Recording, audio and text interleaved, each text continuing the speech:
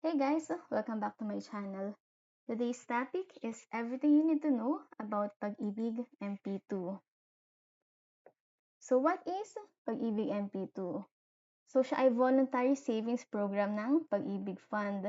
So yung Pag-ibig, alam naman natin na yan yung inuutangan natin kapag tayo ay maglo-loan para bumili ng bahay. Minsan dyan din naglo-loan for short-term loans if may calamities especially.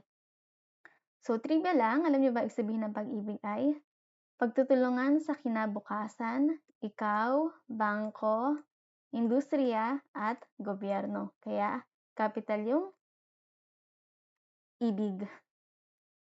Anyways, so ano yung mga key features ng MP2? So, siya ay safe and government guaranteed. High dividend rate din siya at 7%.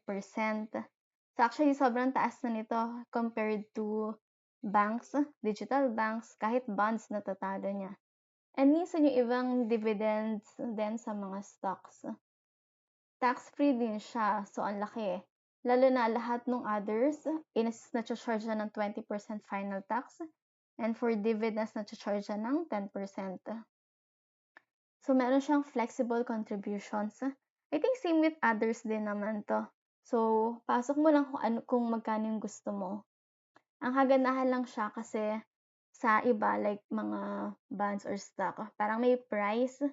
So, dito, kahit magkano, pwede mo i-contribute na like basta above 500, 550, 500, 1,000, mga ganun. So, ikaw na magde-decide. Ang pangit lang dito is lock-in siya ng 5 years. So, hindi mo siya makukuha or pwede mo siya makuha pero may penalty. And then, dividend is not fixed. So, depende yung returns sa performance ng Pag-ibig. How does this compare to other investments? So, pag tinignan mo yung bank, ang bank ay may safety ka and liquidity. Ibig sabihin ng safe, so mas safe siya in terms of PDIC. Tapos parang, andyan lang siya, pwede mong withdrawin anytime. Yun yung liquidity. Ibig sabihin ng liquidity is how easily it is convertible to cash. Pero ang disadvantage lang sa bank is mababa yung return. Next is government bonds or retail treasury bonds. So, ito rin is safe kasi backed by government. Tapos, medyo mababa rin ang return niya compared to MP2. So, ang government bonds is around, I think, 5 or 6%. Iba-iba kasi per tranche. And, subject din siya to 20% tax. Mutual fund and stocks, potentially higher gains but riskier. Actually, taxable. Lahat naman itong tatlo is taxable. So yeah, ang pinagkaiba lang dito sa mutual fund, very high risk. May chance na hindi mo na mabawi yung principal, malugi ka pa, mawala yung pera mo. Next is cooperative. Can give higher returns. Actually, sobrang laki magbigay ng returns ng ibang cooperative. They can go as high as 9 or 12%. May iba pa yung sa militar is around 20%. But depend heavily on management stability. So, ang medyo delikado lang sa co-op is hindi siya parang insured like PDIC or ito by government, ganon. So, depende lang sa cooperatives. Pero okay lang din. Non-tax din pala ang cooperative. So, MP2, siya ay ang sweet spot. Higher returns than banks, safer than stocks or co-ops. Pero ang problema nga lang din, may 5 years lock-in. Pero not bad. So, compare natin yung MP1 and MP2. Bakit ba 2 ang ating MP2? So, MP1, ito yung mandatory deduction. So, pag employed ka, yun yung kinakalta sa sweldo mo. And if hindi ka employed, dapat mag-contribute ka pa na if sole proprietor ka or entrepreneur. Next is yung MP2. Ito ay voluntary. So, hindi siya required. Ikaw lang mismo, sabi mo sa Pag-ibig, gusto ko mag-invest sa'yo.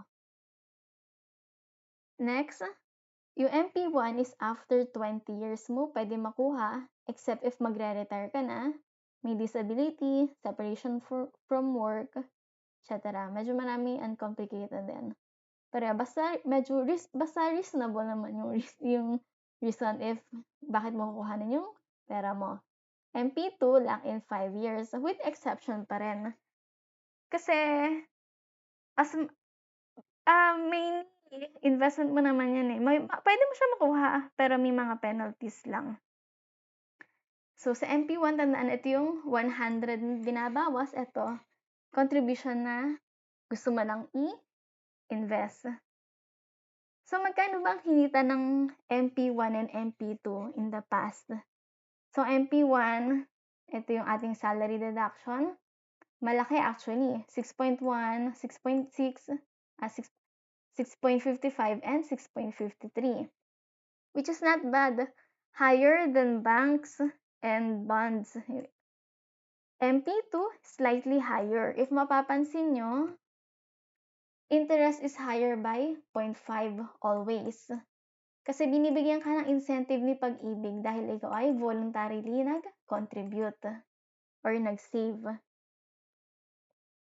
Next, who can enroll? Sino-sino ba ang pwedeng mag-avail ng MP2? Unang-una si mga active MP1 members. Si mga employed, voluntary contribution, OFW, self-employed, etc. So, ano ba ibig sabihin ng active? Ibig sabihin lang ng active, dapat may at least 1 month savings ka in the last 6 months. So, if gusto mong mag-open ng MP2 ngayon, matagal ka na hindi nagtatrabaho, say, tapos gusto mo mag-open yun, mag-deposit ka ng 100, magiging ka ng active member. So, pwede ka na mag-open ng MP2. Former Pag-ibig members, so ito yung mga retirees and pensioners. Pero kailangan with 24 months of savings prior to retirement. So, bago ka nag-retire, dapat may 2 years ka na contribution sa Pag-ibig para maging eligible sa MP2.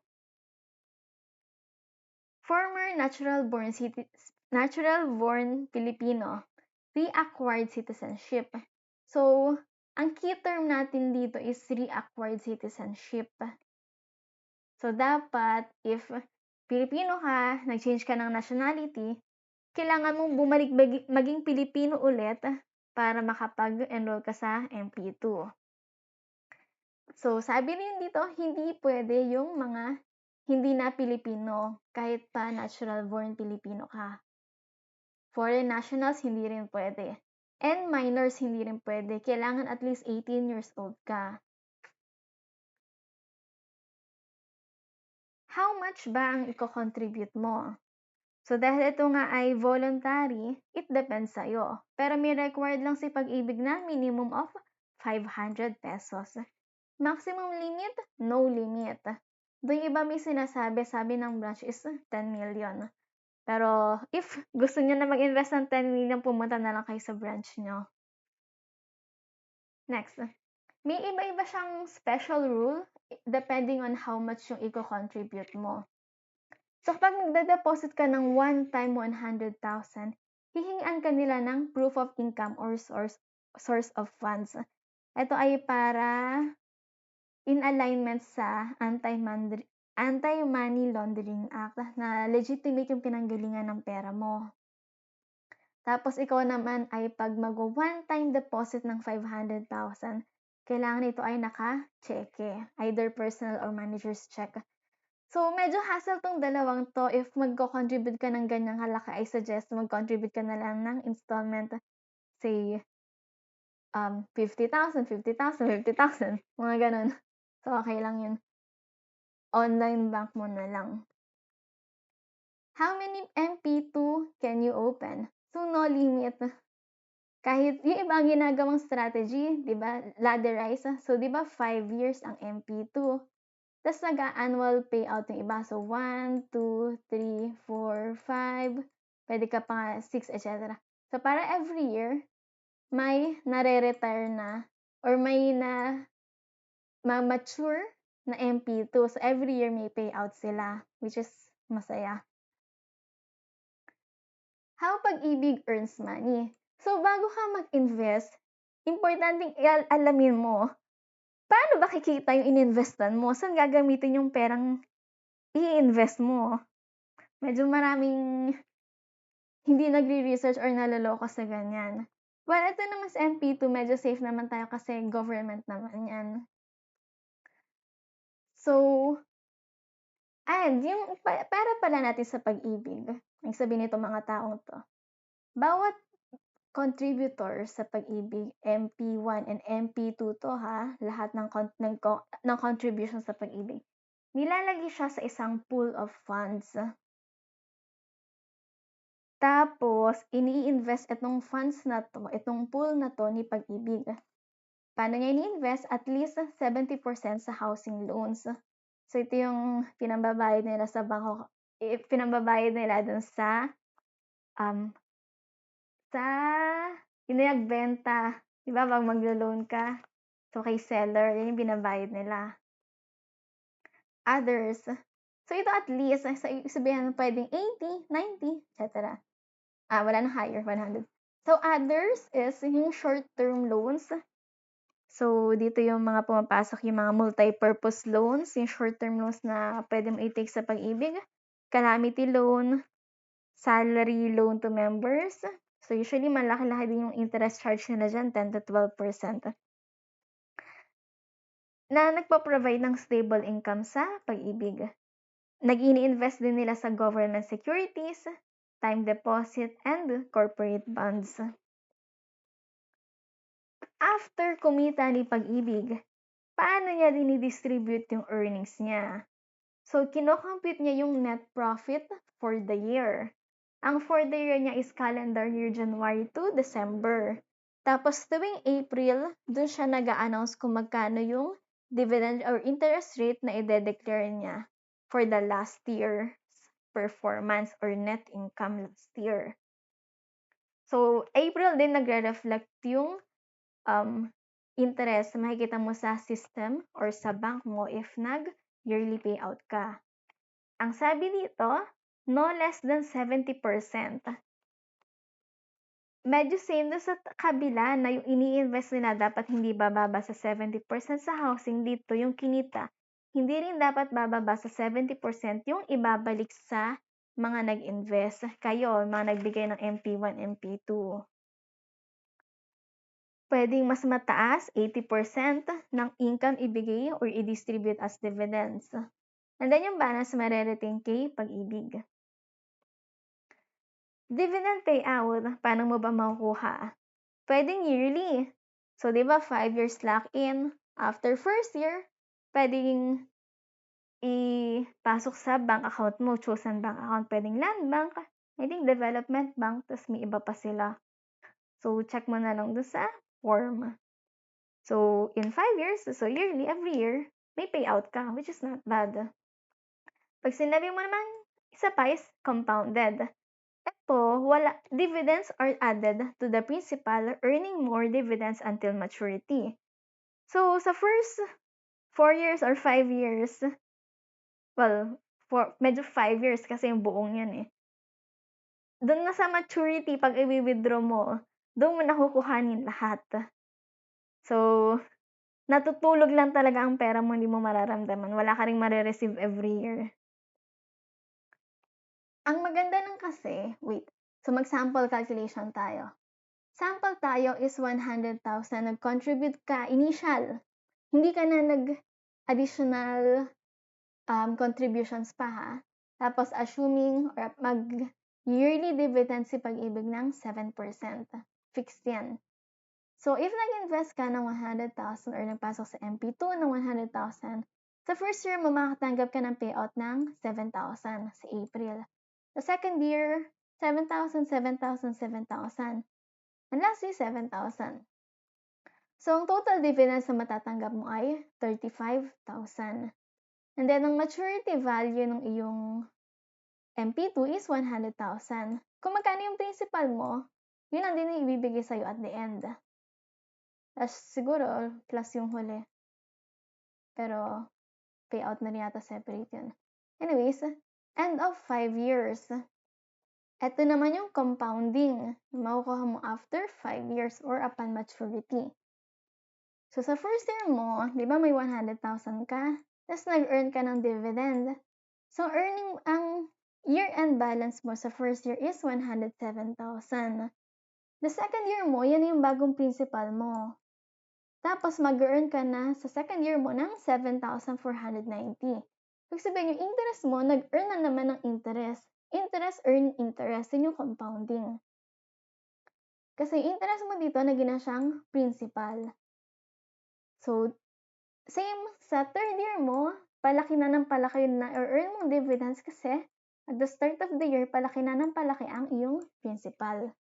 So, at the end of the fifth year, ang total dividends mo ay 40,254, which is so much higher than this one. 5,000 higher. Pag nag-mature na yung iyong MP2, ang kukuhanin mo na or i-release yung cheque is 140,254 pesos. What happens after 5 years? So, after 5 years, di ba MP2 tong mga to? After 5th year, i-claim mo na siya. Paano pag hindi mo kinlaim? So, mako-convert siya to MP1. Mag-earn siya ng interest at a lower rate, 0.5% lower, which is not bad. Pero after 2 years, magiging na lang siyang accounts payable. Hindi na siya mag-earn ng interest. Kaya wag mong kakalimutan yung MP2 mo. Kasi sayang, after 7th year, tenga na, wala na. So, ito yung sasabi ko kanina, early withdrawal.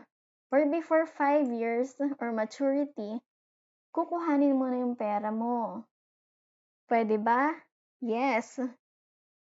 As long as reasonable, wala kang penalty. Ibig sabihin, mamaya pa i-explain ko yung penalty. Anyways, ito yung mga reason. So, pag ito, walang penalty, walang babawiin sa yung pera. So, total disability or insanity. Kawawa naman siya. Okay, separation from service by reason of health, death, retirement, except when MP2 saver is already a retiree. Permanent departure from the country, distressed member due to unemployment, limited to layoffs or closure of a company, critical illness.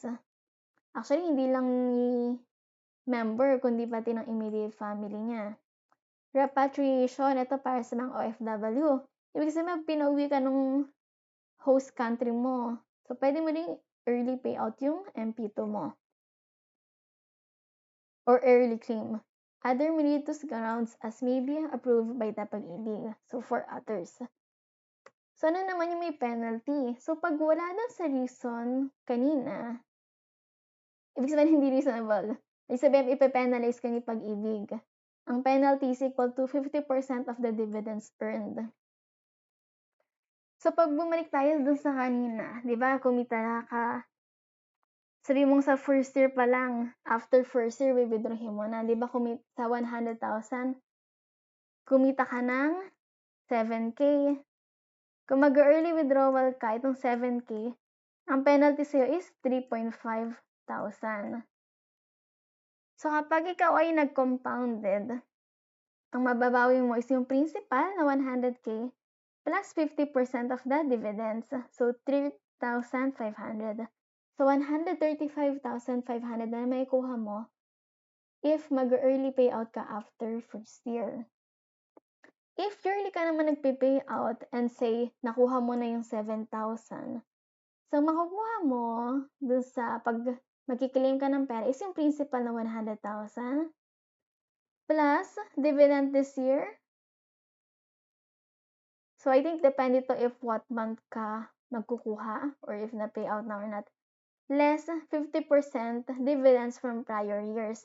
Basta dapat ang neto-neto ng lahat ng makukuha mo or kung nakukunin mo or nakuha mo sa Pag-ibig is same lang sa compounded, which is 103,500. So, tabla-tabla lang. Partial withdrawal. Bawal. So, for example, yung 100,000 mo, sabihin mo, ay, yung 30,000 lang yung i-withdrawin ko. Hindi pwede yun. How to enroll in MP2? So, may two ways tayo, isang online and isang physical. So, online mas madali, punta ka lang sa website nila. Ito, pag-usapan natin sa next video. Kung gusto mo naman mano-mano, punta ka lang sa physical office ng Pag-ibig. How to deposit? So, pwedeng online, which is the easiest, salary deduction, or punta ka rin sa Pag-ibig office. Sample calculations tayo.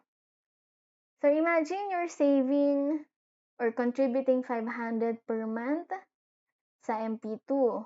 Ito yan, monthly. So, in a year, times 12, 6,000 each year. So, January, 500, February, 500, March, 500 for the next 5 years. So, all in all, 30,000 ang na-contribute mo sa loob ng 5 years. So, if ikaw ay annual dividend payout, every year, makatanggap ka ng, asan tayo? 226. Sa second year, makatanggap ka ng 643. Third year, 1,061. And total nito is 5,307. Which is not bad. At mababawi mo yung 30,000. Paano naman pag compounding? So, yung contribution mo ng 30,000, magiging na siyang 35,776. Slightly higher. Medyo maliit lang, 400 pesos. Paano naman if 1,000 ang i-contribute mo? Ito parang calculation na to is galing sa Pag-ibig mismo ha. If 1,000 ko-contribute mo every year, so in 5 years, ko-contribute mo is 60,000. Maka-earn ka ng 10,614 if annual dividend payout. So every year, matatanggap mo to. If ikaw naman ay nag-compounding, wala kang tatanggap in the first 4 years. After 5th year mo sa maturity, tatanggap ka ng 11,000 plus. Yung principal, sa buong tatanggapin mo is 71,000. Eto, habang lumalaki yung amount na kino-contribute mo, mapapansin mo lumalaki na rin yung difference nila. Kanina, ang difference is 400 lang. Pero ngayon, ang difference is almost 1K. Paano naman if ikaw ay magko-contribute ng 1 million pesos one-time big-time payment? Wala ka nang i-contribute sa second and 5th year. Consistently, makakatanggap ka ng 69,600. Ito kasi is based sa 6.96. Pero ngayon usually naglalaro ng 7% on average. So sabihin natin 70,000. Not bad, every year may 70,000 ka. Wala kang namang ginawa. So anyway, dito sa 69,600, makatanggap ka ng 348,000 in total. Ang laki. Paano pa kapag ikaw ay nag-compounded? So see here, sobrang laki na ng difference nila. Ganun, 52,000. 51,932 ang difference. That's the power of compounding. Your interest also earns interest. Next video natin, step by step tayo sa Pag-ibig website. Thank you for watching. Please don't forget to subscribe to my channel. See you next time!